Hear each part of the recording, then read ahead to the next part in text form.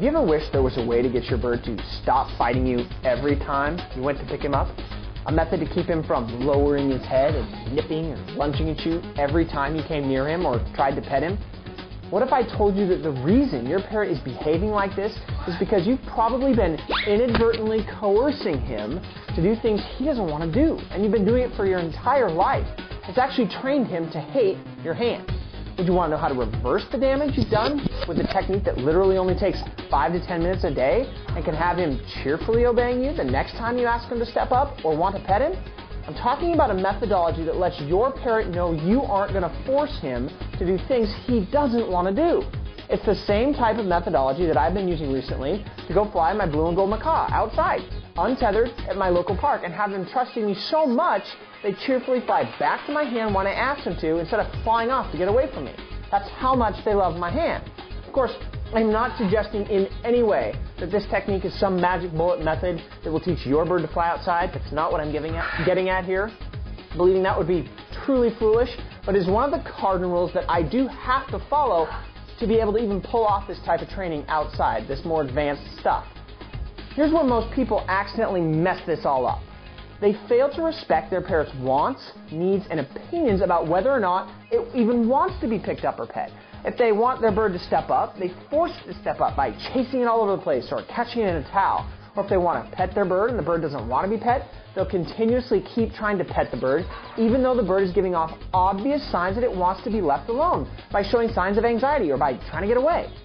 Then the owner will go blame it all on the bird and say the bird is ornery or nippy or aggressive or one-person birdish. Yeah. And the scary part is that you're probably inadvertently doing all this without realizing you are in fact training your parrot to bite you. But luckily there are two simple techniques that can reverse the damage that may have already been inadvertently trained. First, you're going to want to immediately stop coercing your bird into stepping up or being pet if he does not want to. If you go to pick your bird up or pet him and he lunges, screams, bites, or runs away from your hand, I've got a news flash for you. He doesn't want you to touch him. This doesn't mean you can't touch him in the future. You just have to go about it a little bit differently. What you need to do instead is ask your bird to come step up or be pet, and then let the bird decide if he wants to. This lets the bird realize he has a say in the whole matter of things. Many birds who bite when picked up just need a few extra seconds before their mood would change and they would actually want to step up. So leave your hand in front of them patiently versus grabbing one of their toes or pushing up against their chest to get them to come up. And for those birds who are a little more reluctant to come to you, don't be afraid to pull out one of his favorite treats and teach him that stepping up onto your hand means he gets a tasty treat. I realize some birds are going to choose that they never want to step up, and in those cases, I am all for adding some extra positive incentive with some tasty stuff. When you start asking your bird to do things instead of coercing him into doing things, something changes inside your bird's mind. It's like he finally realizes that he has a say in how he wants you to treat him. And he knows you are finally starting to listen to his point of view. This is the key secret to owners whose birds seem to really trust them and birds who seem to be nippy and ornery to their owners. A nippy bird is always on guard for when that crazy owner is going to come over and try to catch them. So he always feels like he has to be on high alert. And the trusting bird knows that even if their owner comes over and wants them to step up, they'll do it with respect and in a way that isn't scary and oftentimes results in a tasty treat for them.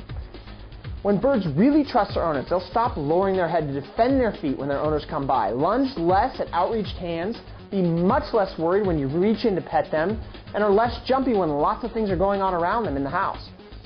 But here's the really weird part, and I'm sure lots of people who watch this video are thinking, Chad, if I never force my parrot to step up, I'm worried he'd rather just go off and do his own thing versus ever come to me. But after coaching tons of people on this methodology, what we've noticed is that getting a bird to like you works a lot like playing hard to get does for the whole dating courtship thing in us humans. The more you push your bird into having to like you, the more the bird pushes you away and feels creepy about how you're treating him. Conversely, the less pushy you are and the less you try to throw your weight around to try to get your way, the more the bird is attracted to you and the more eager he is to spend time with you.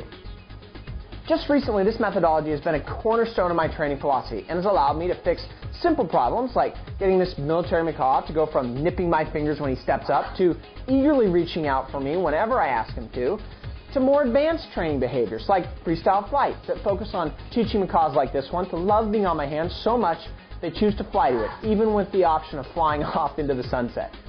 So that wraps up the final training video in this 3-part series.